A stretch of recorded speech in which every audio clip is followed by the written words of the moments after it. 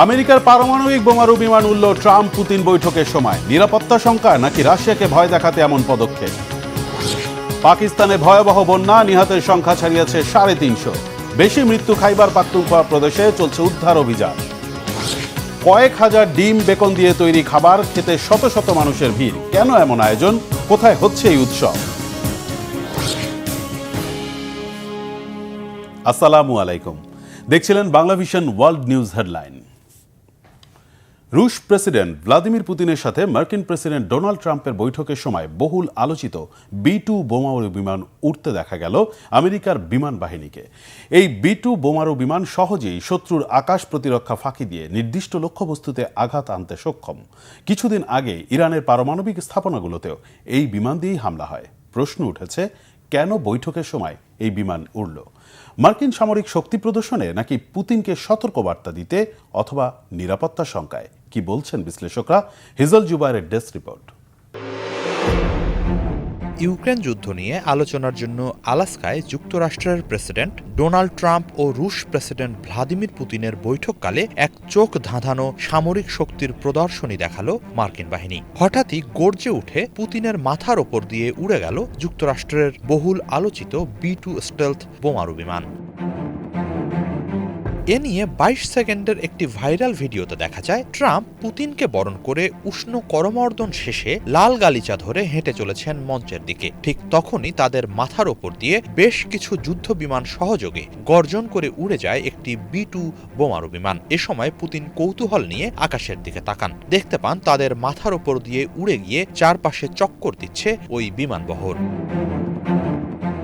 এই ঘটনাকে অনেক বিশ্লেষকই রাশিয়ার প্রতি যুক্তরাষ্ট্রের সামরিক একটি বার্তা হিসেবে দেখছেন, বিশেষ করে যখন ইউক্রেন যুদ্ধ বন্ধ করা না করা নিয়ে চরম উত্তেজনার মধ্যে আছে পরমাণু শক্তিধর এই দুই দেশ। এই B-2 যুদ্ধ বিমান সহজেই শত্রুর শক্তিশালী আকাশ প্রতিরক্ষা ব্যবস্থাকে ফাঁকি দিয়ে নির্ভুলভাবে নিশানায় হামলা চালাতে সক্ষম। জুন মাসে ট্রাম্পের সরাসরি নির্দেশে এই যুদ্ধ বিমান দিয়েই ইরানের পারমাণবিক স্থাপনাগুলোতে হামলা চালিয়েছিল মার্কিন বাহিনী। ফলে পুতিনের মাথার উপর এই যুদ্ধ বিমান ওড়ানোর মধ্য দিয়ে নিজের সামরিক সক্ষমতাকে আবারও স্মরণ করিয়ে দিল যুক্তরাষ্ট্র। যুক্তরাষ্ট্রের B-2 বোমারু বিমান বর্তমানে বিশ্বের সবচেয়ে ব্যয়বহুল সামরিক বিমান। এর এক একটির মূল্য প্রায় $2.1 বিলিয়ন। 1980-র দশকে এই ধরনের বিমান তৈরির কাজ শুরু করে নর্থরপ গ্রুম্যান। তবে সোভিয়েত ইউনিয়নের পতনের পর এর উৎপাদন সীমিত হয়ে পড়ে। 21টি বিমান বানিয়ে শেষ হয় ওই প্রকল্প। একবার জ্বালানি নিয়েই এই যুদ্ধ বিমান একটানা 6000 নটিক্যাল মাইল উড্ডয়নে সক্ষম। আর উড়ন্ত অবস্থায় জ্বালানি ভরলে এটি পৃথিবীর যে কোনো জায়গায় আঘাত হানতে সক্ষম। এর আগে এটি যুক্তরাষ্ট্রের মিজৌরি থেকে আফগানিস্তান, লিবিয়া ও ইরান পর্যন্ত দীর্ঘ মিশনে অংশ নিয়েছে। B-2 বোমারু বিমান 18,144 কেজির বেশি ওজনের অস্ত্র বহনে সক্ষম। এর মধ্যে থাকতে পারে পারমাণবিক বোমাও। সর্বোচ্চ 16টি B-83 পারমাণবিক বোমা বহন করতে পারে এই যুদ্ধ বিমান। এর মধ্যে এমনকি 30,000 পাউন্ডের বাংকার বিধ্বংসী বোমাও বহন করা যায়, যেগুলো ব্যবহার করা হয় ভূগর্ভস্থ স্থাপনা ধ্বংসের জন্য। এবছরের জুনে ইরানের ফোর্দো গবেষণা কেন্দ্রে 6টি বাংকার বিধ্বংসী বোমা ফেলা হয় B-2 দিয়ে। হিজল জুবায়ের, বাংলা ভিশন। এদিকে কোনো চুক্তি ছাড়াই ট্রাম্প পুতিন বৈঠক শেষ হওয়াকে রাশিয়ার জন্য জয় হিসেবে দেখছেন বিশ্লেষকরা। এরই মধ্যে মার্কিন প্রেসিডেন্ট ডোনাল্ড ট্রাম্পও তার আগের অবস্থান বদলে রুশ প্রেসিডেন্ট ভ্লাদিমির পুতিনের সাথে সুর মিলিয়ে বলেছেন, যুদ্ধবিরতির চেয়ে শান্তি চুক্তি যুদ্ধ বন্ধের সবচেয়ে ভালো উপায়। শুক্রবার যুক্তরাষ্ট্রের আলাস্কায় প্রায় 3 ঘন্টা বৈঠক হলেও কোনো চুক্তি হয়নি। অবশ্য দুই নেতাই আলোচনাকে ফলপ্রসূ বলেছেন। এমন পরিস্থিতিতে মার্কিন প্রেসিডেন্টের সাথে দেখা করতে সোমবার ওয়াশিংটন যাচ্ছেন ইউক্রেনের প্রেসিডেন্ট ভলোদিমির জেলেনস্কি। শহীদ আরাফাতের ডেস্ক রিপোর্ট। মার্কিন যুক্তরাষ্ট্রের প্রেসিডেন্ট ডোনাল্ড ট্রাম্প আর রাশিয়ার প্রেসিডেন্ট ভ্লাদিমির পুতিনের বৈঠকের দিকে নজর ছিল পুরো দুনিয়ার। মূলত ইউক্রেনের সাথে রাশিয়ার চলমান যুদ্ধের পরিসমাপ্তি টানার উপায় খুঁজতেই এই বৈঠক। দুই নেতার সবশেষ দেখা হয়েছিল 2019 সালে। এরপর 4 বছর ক্ষমতার বাইরে ট্রাম্প। দ্বিতীয় দফায় হোয়াইট হাউসে ফিরেই রাশিয়া ইউক্রেন যুদ্ধে বন্ধে তোড়জোড়। শুক্রবার 3 ঘণ্টাব্যাপী চলে বৈঠক। কথা হয় যুদ্ধ বন্ধে করণীয় নানা দিক নিয়ে। বৈঠক শেষে সংবাদ সম্মেলনে মার্কিন প্রেসিডেন্ট বললেন ফলপ্রসূ এক আলোচনার কথা, তবে রাখলেন কিছুটা ধোঁয়াশা। ডোনাল্ড ট্রাম্প বললেন বৈঠকের চূড়ান্ত ফল আসবে ইউক্রেন ও ন্যাটোর সাথে আলোচনার পর। I will call up NATO in a little while. I will call up আমরা অনেক বিষয়ে একমত হয়েছি, অনেক বিষয়ে একমত হয়েছি, কিন্তু মীমাংসার জন্য আরও কিছু সময় অপেক্ষা করতে হবে। এটা আসলে প্রেসিডেন্ট জেলেনস্কির উপর নির্ভর করছে। আর আমি ইউরোপীয় দেশগুলোকে বলবো, এই যুদ্ধ বন্ধে তাদের একটু সম্পৃক্ত হতে হবে। সংবাদ সম্মেলনে রাশিয়া ইউক্রেন যুদ্ধ বন্ধে আগ্রহের বিষয়টি রুশ প্রেসিডেন্ট ভ্লাদিমির পুতিনের মুখেও। প্রেসিডেন্ট পুতিন বলেন, ইউক্রেন যুদ্ধ বন্ধে তিনিও আন্তরিকভাবে আগ্রহী। এই যুদ্ধকে ট্র্যাজেডি হিসেবে উল্লেখ করেন পুতিন।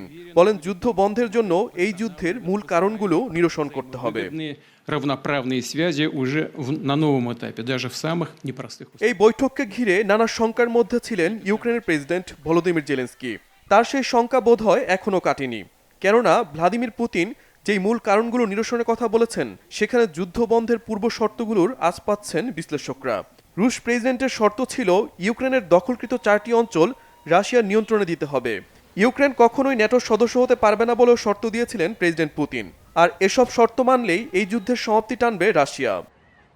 ভূমি ছাড় দেওয়ার বিষয়টি নাকচ করে দিয়েছেন ইউক্রেন প্রেসিডেন্ট ভলোদিমির জেলেনস্কি। সব মিলিয়ে এ বৈঠকের ফলাফল বুঝতে হলে অপেক্ষা করতে হবে। আর এক্ষেত্রে পরবর্তী করণীয় যা তা শুরু করতে হবে প্রেসিডেন্ট ট্রাম্পকেই। শহীদ আরাফাত, বাংলাভিশন নিউজ ডেস্ক। পাকিস্তানে ভয়াবহ বন্যায় মৃতের সংখ্যা বেড়ে 350 ছাড়িয়ে গেছে। সবচেয়ে বেশি মারা গেছে খাইবার পাখতুনখোয়া প্রদেশে। কেবল সেখানেই মৃত্যু হয়েছে 327 জনের। বন্যায় বিপর্যস্ত পাকিস্তান নিয়ন্ত্রিত আজাদ কাশ্মীরও পানির নিচে তলিয়ে যাওয়া প্রদেশগুলোতে চলছে উদ্ধার অভিযান। তবে প্রবল বৃষ্টির কারণে ব্যাহত হচ্ছে উদ্ধার তৎপরতা। ভারী বৃষ্টির সময় বন্যা দুর্গতদের উদ্ধার করতে গিয়ে একটি সামরিক হেলিকপ্টার বিধ্বস্ত হয়ে নিহত হয়েছে 5 ক্রু। চন্দ্রিকা মজুমদারের ডেস্ক রিপোর্ট। ভারী বর্ষণে সৃষ্ট আকস্মিক বন্যার শিকার পাকিস্তানের কাশ্মীর, উত্তরাঞ্চলীয় গিলগিট বালতিস্তান, খাইবার পাখতুনখোয়ার বুনের, বাজাউর এবং বাডগ্রাম। বেশি ক্ষয়ক্ষতি খাইবার পাখতুনখোয়ায়। হয়েছে ভূমিধস। দুদিনের বন্যায় মৃত্যু হয়েছে 3 শতাধিক মানুষের। সেই সাথে আটকা পড়ে আছে অসংখ্য মানুষ। বন্যায় ভেসে গেছে 1 শতাধিক বাড়ি। এর মধ্যে খাইবার পাখতুনখোয়ায় 34টি বাড়ি আংশিকভাবে এবং 14টি বাড়ি পুরোপুরি ক্ষতিগ্রস্ত হয়েছে। এছাড়া গিলগিট বালতিস্তানে 14টি বাড়ি আংশিকভাবে এবং 3টি বাড়ি পুরোপুরি ক্ষতিগ্রস্ত হয়েছে। আজাদ কাশ্মীরে আংশিকভাবে 23টি এবং 28টি বাড়ি পুরোপুরিভাবে ডুবে গেছে। বেশিরভাগ এলাকায় রাস্তা বন্ধ হয়ে যাওয়ায় উদ্ধারকর্মীরা বিভিন্ন এলাকায় হেঁটে হেঁটে তাদের কার্যক্রম চালাচ্ছে। বিভিন্ন অঞ্চলে মোবাইল টাওয়ার ক্ষতিগ্রস্ত হওয়ায় বহু এলাকার যোগাযোগ ব্যবস্থা বিচ্ছিন্ন হয়ে পড়েছে। বন্যায় অনেক মানুষের গুরুতর ক্ষয়ক্ষতি হয়েছে। বাড়িঘর ভেসে গেছে, ড্রেনে পড়ে বাড়ির ছাদ ধসে, পানিতে ভেসে ভূমিধসে অনেক প্রাণ হারিয়েছেন। প্রবল পানির তোড়ে ভূমিধস হচ্ছে, রাস্তাঘাট ভেঙে গেছে। এই অবস্থায় আমরা যত দ্রুত সম্ভব নিখোঁজ ব্যক্তিদের উদ্ধারের চেষ্টা করছি। ভারী বৃষ্টি, ভূমিধস এবং বিভিন্ন রাস্তা ক্ষতিগ্রস্ত হওয়ার কারণে ত্রাণ পাঠানো, অ্যাম্বুলেন্স এবং বিভিন্ন সরঞ্জাম নিয়ে যাওয়া কঠিন হয়ে পড়েছে। খারাপ আবহাওয়ার কারণে বিধ্বস্ত হয়েছে বন্যা কবলিত প্রদেশে উদ্ধার অভিযানে থাকা একটি সামরিক কপ্টারও। উদ্ধার ও ত্রাণ কার্যের পর্যালোচনা করতে 15ই আগস্ট পাকিস্তানের প্রধানমন্ত্রী শেহবাজ শরীফের সভাপতিত্বে উচ্চ পর্যায়ের বৈঠক হয়েছে। দেয়া হয়েছে বন্যা কবলিত এলাকায় দ্রুত ত্রাণ পৌঁছানোর নির্দেশ। Chandrika Majumdar, Banglavision news desk. বেলজিয়ামের পূর্বাঞ্চলের ছোট্ট শহর মালমেদি। এখানেই সম্প্রতি পালিত হলো ডিমের বিশাল অমলেট উৎসব। কয়েক হাজার ডিম, বেকন আর 13 ফুটের ফ্রাই প্যানে ভাজা এই অমলেট ঘিরে জমে উঠেছিল উৎসব মুখর পরিবেশ। শতাব্দী প্রাচীন এই ঐতিহ্যকে ঘিরে একত্রিত হয় স্থানীয় মানুষ, ভাগাভাগি করে নেয় আনন্দ আর বন্ধুত্বের প্রতীকী ভোজ। হাফিজুল ইসলামের ডেস্ক রিপোর্টে বিস্তারিত। 13 ফুট চওড়া বিশাল কড়াইয়ে একসাথে ভাজা হচ্ছে হাজার হাজার ডিমের অমলেট। প্রথমে ফর্কলিফট ট্রাকে করে আনা হয় প্রশস্ত ফ্রাই প্যান, তাতে ভাজা হয় বেকন, তারপর ঢালা হয় ফেটানো ডিম। রান্না শেষে সেই দানবাকার অমলেট পরিবেশন করা হয় উপস্থিত দর্শকদের মাঝে। প্রতি বাটি অমলেটের সঙ্গে দেয়া হয় একটি করে রুটির টুকরো। বেলজিয়ামের পূর্বাঞ্চলের মালমেদি শহরে গত 15ই আগস্ট অনুষ্ঠিত হয় ঐতিহ্যবাহী এই আয়োজন। যুদ্ধ যুদ্ধ সংঘাত ও সংকটে জর্জরিত সময়ে বিশ্বের অনেক অঞ্চলে আনন্দ ভাগাভাগি করে নেয়ার এই উৎসবটি যুগ যুগ ধরে পালিত হয়ে আসছে। ক্যাথলিক খ্রিস্টানদের ধর্মীয় উৎসব আসামশন ডে উপলক্ষে উদযাপিত জায়ান্ট অমলেট ভোজে স্থানীয় বাসিন্দাদের পাশাপাশি অংশ নেন অনেক পর্যটক। প্রচলিত জনশ্রুতি অনুযায়ী বিশাল অমলেট রান্নার ধারণাটির প্রথম প্রচলন হয় নবম শতাব্দীতে। এই ঐতিহ্যটির সূচনা হয়েছিল একুইটেনের উইলিয়াম প্রথমের সময়ে খ্রিস্টাব্দ 900 সালে, যদিও জনশ্রুতি বলে এটি ঘটেছিল খ্রিস্টাব্দ 800 সালে। লেন্ট বা উপবাস শেষ হওয়ার পর তিনি খুব ক্ষুধার্ত ছিলেন। তখন রাঁধুনি তাকে বেকনের টুকরো দিয়ে একটি অমলেট তৈরি করে দেন। আজ এই অমলেট দারুণ একটা ব্যাপার। এটি বন্ধুত্ব, একাত্মতা আর আনন্দ ভাগাভাগি করে নেওয়ার প্রতীক। প্রাচীন ইতিহাস অনুসারে আনুষ্ঠানিক এই রীতি কবে থেকে শুরু হয়েছে সেটা নিয়ে নানা মতপার্থক্য থাকলেও পরিচিত ধরনে এই উৎসব প্রথম শুরু হয় 1973 সালে ফ্রান্সের বেসিয়ারে শহরে। পরবর্তীতে এটি ছড়িয়ে পড়ে বেলজিয়ামের মালমেদি, আর্জেন্টিনা, কানাডা, ফ্রান্স এবং যুক্তরাষ্ট্রের অনেক স্থানে। হাফিজুল ইসলাম, বাংলাভিশন। এই ছিল আজকের মতো, সাথে থাকায় ধন্যবাদ।